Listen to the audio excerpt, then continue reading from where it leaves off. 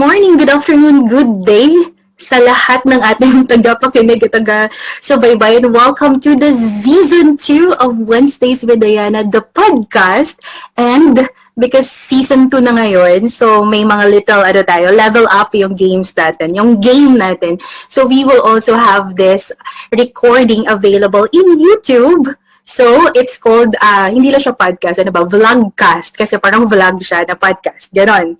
And for this episode, parang isang series actually siya. So, we will have a whole series that is very special to my heart. And this series is entitled The Strong and Independent Woman.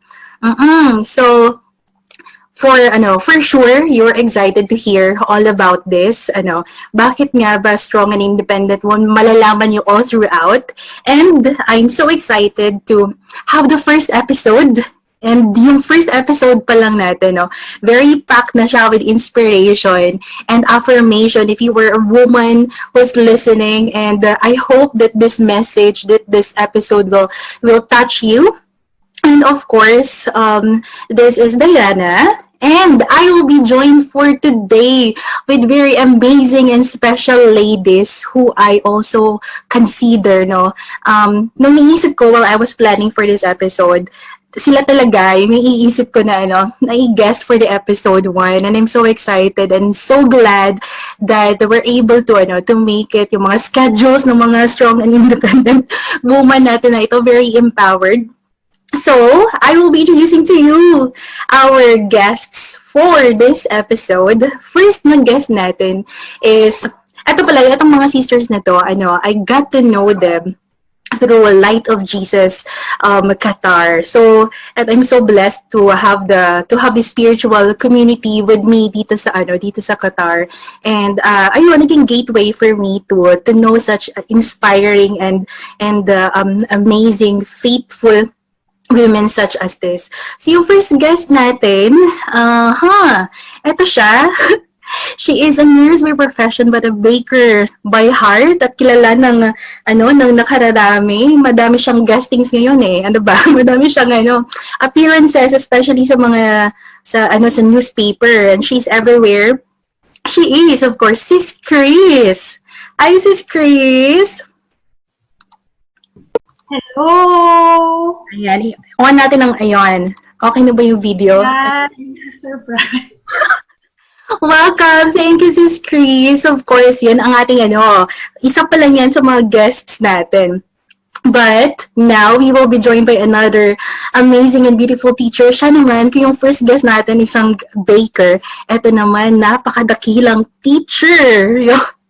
Of course, we will be joined by the amazing Teacher Vam. Hi, Sis Vam. Hi! Good morning po. Good day. Ayan. Amazing teacher. Pressure. Pressure. At describe kita. Oh. Okay. And of course, yung ating third and last but not the least na ating guest for today is isang dakila ito, baker. Tapos we have a teacher. Syempre, we have sounds like din siya. Doon dapat. Mother. Dapat din. So, amazing, amazing din. A fantastic mother. Sister Riz! Yay! Hello! Good morning, good afternoon, good day. Diba? Nag-video check at saka mic check na kami kanina. So, Lord, kayo na pong bahala sa mga connection namin. Lord. We're so excited to have this. May mga kami? May mga guide questions. So, yung first question, so that, later on, along the conversations namin, chikahan lang kasi to. So, parang, lang kayo, parang, nasa ba kami? Nasa Caribou or nasa cafe? Coffee shop. Coffee shop lang kami. Tapos, kayo, nakikinig lang, ha? So, kunwari, wala talaga kayo. Ayun. Kami lang to. Ayun. So, yun nga, yung episode, series at saka yung episode 1 is entitled The Strong and Independent Woman. So, gusto kong malaman, yung first question natin is, yun, what is a strong and independent woman? Who or what, parang ganun, who or what is a strong and independent woman? Ano yung description natin sa, for you, sis Chris? Okay. Ako ba una? Hindi naman pang Miss Universe yung Yeah. Hindi, para sa akin, it's just a simple being contented within yourself, finding your own happiness within yourself, and finding validation not with the people around you, but with God. So, Wow. how I define them, strong and independent women. Wow. Hindi na. Oh my gosh, parang nga, pang Miss Universe. Miss Universe? Beauty Queen. Yun, thank you, sis Chris. Yun, gusto ko yun, yung yung hindi talaga, yung hindi ka kailangang maghanap ng validation from anyone. That's very strong and independent. Teacher Vam! Si Teacher Vam naman. Yes. Yeah. Ayun, a strong and independent woman for me, the person who can acknowledge all her flaws, shortcomings, and at the same time, in-acknowledge din niya yung strength niya. But at the end of it, naniniwala siya na kailangan marunong siyang magtiwala kay God. Na whatever the decisions that she will make, she will trust the God's will. Wow, that's beautiful. Yay! Gaganda ng mga definition ng mga eto. That's correct, no? Very, which is very bihira, kumbaga, for us ladies to admit, kumbaga, yun nga, yung vulnerabilities, yung mga weaknesses natin.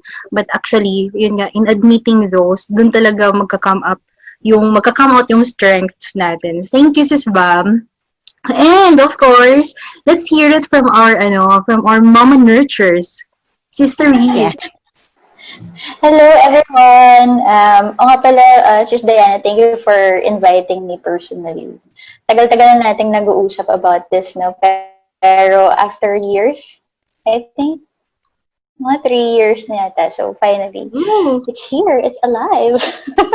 So, ayan. Anyway, for me, I totally agree dun sa sinabi ni Sis Chris saka ni Sis Bam. For me, parang a combination of both. Being a strong and independent woman very well knows her strengths, but at the same time, she's also very acquainted with her weaknesses in such a way that she's not afraid to laugh at her own mistakes, at her own shortcomings, and kasi kapag mahal mo yung sarili mo, the good and the bad side of it, parang hindi ka madaling mapikon, hindi ka madaling sa mga mapaaway, ganun, diba? So, syempre, her faith is also anchored on God. So, yun yung parang binds those being strong and being independent is mawawala yun if your faith in God is not there. So, yan. Yay, thank you. Oh, grabe. Busog na busog ako. Introduction na. First question pa lang yan. I'm sure na, sobrang inspired na agad ang ating, ang nasa kabilang table. Nasa kabilang table. Nakakatuwa kasi, yun talaga. Una pa lang kasi strong and independent. Yung common talaga sa mga pinagsasabi natin is yun nga, yung faith talaga anchored kay God. So, which only says na, yung strength talaga of a strong and independent woman does not come from her, pero from her faith, from her God, from her Creator. So yun, ngayon, yung gusto kong malaman, magchikahan tayo kung how did you come out to be as strong as you are right now? So, para malaman din yung mga, natin, yung mga tagapakinig natin, yung life story, kumbaga. Of course, minsan bago tayo, hindi naman tayo pinanganak na parang, ay, ganito agad, sobrang brave and sobrang, kumbaga, palaban sa buhay, mapalaban sa buhay. So, yun, Sis Chris, the making of the Chris 'Di ba? Okay, sige. I'll try to make it short. Sana maiksian ko siya. Pero actually, I'm aware na parang ganun ka pala ka-strong as perceived by other people around me. Doon ko na lang siya na-recognize na because of the people, sasabi na you are a strong independent woman. So, bakit nga ba? As I reflect, siguro, bata pa kasi ako, siguro I've seen my mother, how she struggled raising up yung 6 children. So, ako kasi yung pinakabunso. So, kahit bata ka, na-recognize ko na kung ano nangyayari sa paligid ko. And my father kasi is a soldier. So, that time, so, lagi siyang wala sa bahay. Lagi siyang naka-distinto saan. So, yung mother ko lang yung naiiwan sa amin. And to raise yung 6 children, tatlo yata silang nasa college that time and 2 na nasa high school. And considering naman yung income ng father ko is not that enough to send us to provide all our needs. Siguro my mother, siya yung gumawa ng paraan din. She parang decided to rent a part of our house para magkaroon kami ng extra income. And until nung college ako, nakikita ko how my mother is struggling. So siguro yung naging big impact sa akin. And growing up, hindi kasi napoprovide. I mean, we are provided yung mga basic needs namin. But other than that, hindi yon like for example lang, gagandang laruan. Hindi ako, personally, hindi ko yung experience. And to be surrounded by friends na alam mong mas nakakaangat, doon mo lang siya na-experience. And you're always asking na, bakit ganon? Bakit sila may magandang laruan? So, ako, nanghiram lang ako. So, naka-experience ako magkaroon ng Barbie. Because it's just a gift from mga ninang. Pero ikaw sa sarili mo, it was provided for you by your parents. Hindi nga kasi walang extra. So, growing up, nakikita mo sa paligid mo na sila, they can have what they want, pero ikaw, hindi. So, yun siguro yung tumatak sa isip ko. And looking back at those things, yung mga pinagdaanan, and your family member in and out of the hospital, I've been witness that. Especially yung sister ko na was operated, brain operation. Siguro, if you look at those things na pinagdaanan mo when you were young, yun yung nag-mold sa'yo. And you thank God for that na nangyari as I look back to that now. Kasi yun yung pruning process mo on kung sino ka naging ngayon. So I think that yun yung naging siguro life struggles, yun yung naging contributor of who I am now. That's correct. Nakakatawa kasi not everyone, kumbaga lahat naman tayo may mga struggles, pero iba yung grace, kumbaga na that you have, na you used it to be your parang stepping stone and to be your tool, kumbaga to be what and who you are today. Yun, Sis Bam naman, kantahan nyo kami. Ayan, sige. Pag-iiksiin ko lang din. I'll try.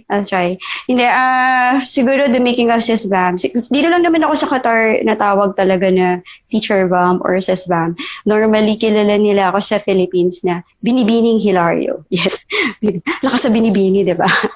Yan. Siguro, as a member of yung family namin kasi na, syempre, parliamentary tayo na palaging nasusunod ay yung tatay. Diba? Yung palagi nasusunod yung lalaki sa bahay. Since sa family member, ako lang yung isang babae at saka yung nanay ko, at saka yung mama ko. So most of the time, ang may voice sa family namin ay mga lalaki at saka yung tatay ko. Sila yung palaging nagde-decide. Tapos siguro growing up, andun ako palagi sa estado na nakikipag-compete ako sa mga kapatid ko. At saka nandun yung palaging may validation from my father, from my tatay, dahil stricto din yung tatay ko. Hanggang sa nakatapos ako ng pag-aaral, nagtatrabaho ko. Iniisip ko before na kumpleto yung pagkatao ko, yung aspeto ng pagkatao ko na minold ng society, ng family. Tapos as teacher, syempre, kinakikitaan ko yung sarili ko noon na kaya ko lahat ng haharapin ko. Kasi lagi kong iniisip na bago ako gumawa ng desisyon, pinag-iisipan ko to, ginagawa ko to. But then hindi pala. Kasi nung dumating ako dito sa Qatar, lahat ng kung anong meron ako na nasa Pilipinas, iba yung meron ako dito sa Doha. Tapos dumagdag yung mga problema sa Pilipinas na wala ako. No, normally kung nandun ako, nagagawan ko ng solusyon. Pero since hindi ako nandun physically, tapos nandito ako sa Doha, sa Qatar, ang hirap para sa akin na tanggapin dati na wala akong magawa. Yung pruning stage, napakahirap. Kaya masasabi ko siguro, working in progress ako as a woman of having a strong and or being a strong and independent. So working progress ako. Kasi yung pruning stage, mahirap talaga, at saka talagang kailangan ng deep na understanding doon sa way ni God kung paano mo dapat i-acknowledge yung mga nangyayari sa iyo, yung mga nangyayari sa akin. So yun na, nung nangyari kay mama, actually first tatay ko nung yung tatay ko inoperahan. Tapos sumunod, siguro after 2 years, si mama naman, nakoma siya.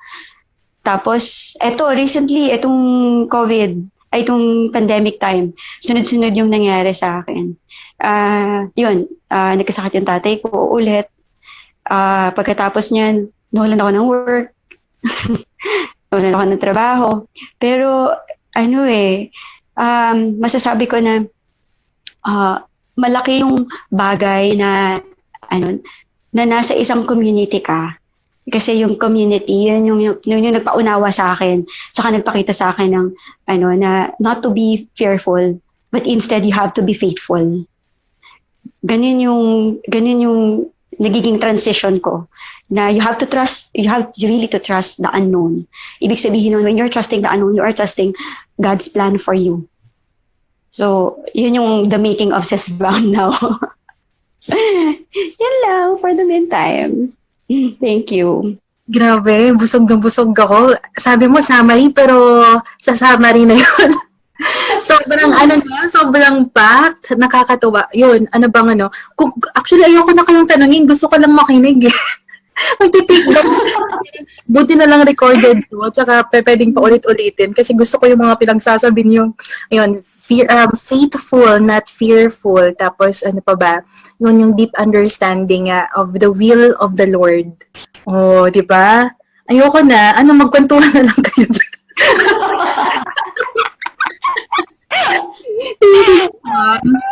Sige, yun yung the making. Di ba ganon sa mga movies? Di ba? May the making, mga behind the scenes, ganon. So, ganito naman tayo. Another artista. Yes! My goodness! Ayan. So, the making of of series. Ako naman, kasi I was raised up being the only girl, tapos middle child pa. So, parang, alam mo yun, it already, speaks about parang, black sheep of the family, mga ganon, diba? Tapos, since I was, surrounded by the men, my kuya and si Papa, tapos yung bunso. So, nung pinapalaki ako ni Papa, parang he always tells me to, if hindi ko kayang higitan yung opposite sex, I should always be at par with them. So I have always been really strong and independent, but nagustuhan ko yung pina-describe mo sa amin kung ano ibig sabihin nun. Kasi before, that description was kind of twisted and not anchored kay God at all, diba? So I was strong, I was independent because feeling ko parang I'm really one of the boys, or kung ang kasama ko puro babae, ako parang protector nila ako. Na hindi yung sa hindi yung sa physically, pero pag may nang-away, tapos kaibigan ko yan, ako talaga yung parang babackupan kita ganyan. Pero when you say you're strong and you're independent, it doesn't mean that you can be taklesa, you can be parang you can say whatever you want to say, you can do whatever you want to do. But before, that was how I thought that being strong and being independent was. Because, syempre, hindi ko pa rin kilala si Lord noon. And honestly, my family, we go to church, but it's just that, you go to church on Sundays and that's it. So we really don't know, we're not really immersed with, God's words and living it truly, in our lives. So, growing up, akala ko okay yung gano'n na parang, I can speak my mind. Parang wala akong pakialam kung masaktan ka or basta pag ako, nasabi ko na yung gusto kong sabihin, okay na ako, move on na ako doon. But unknowingly, or I was unaware that I was hurting a lot of people, and talagang iba pala talaga yung words, no? Parang talagang it pierces through your soul, your mind, your heart, ganyan. So but back then I was so proud that I can do that. But then of course, as you get to know God, then you are humbled by His words and the experiences that you go through, and then you realize that parang, so that means being independent doesn't mean that you can do so many things like whenever you want them to do. It's being able to do those things, but you chose not to. For example, you are thinking of a bad thing to do, so you choose not to do it because you know that people can get hurt, or you are affecting people's emotions, and basta yung ganong path. So for me, it was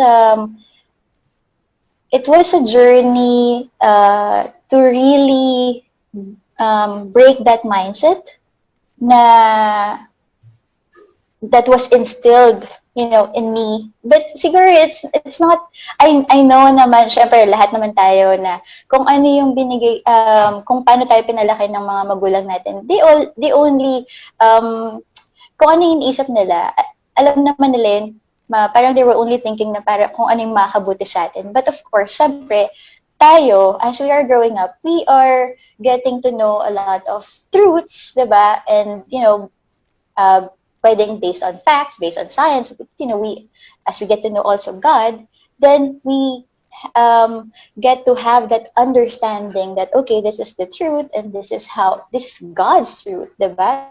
So we are able to combine them, and in that transition period, then dun ko na-realize na, okay, so I needed to,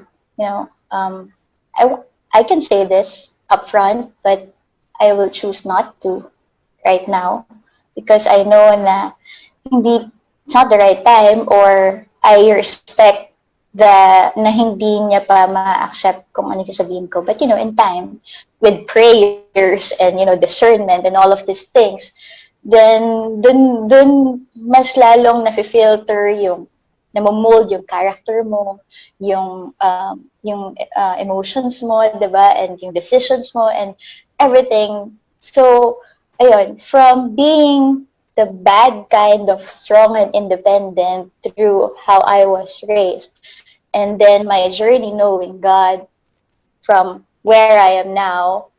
So, parang, yun talaga yung making of kung sino yung nakikita nyo ngayon. Parang gano'n. So, yun yung making me Therese. Tapos yun lang yung summary na nitong series.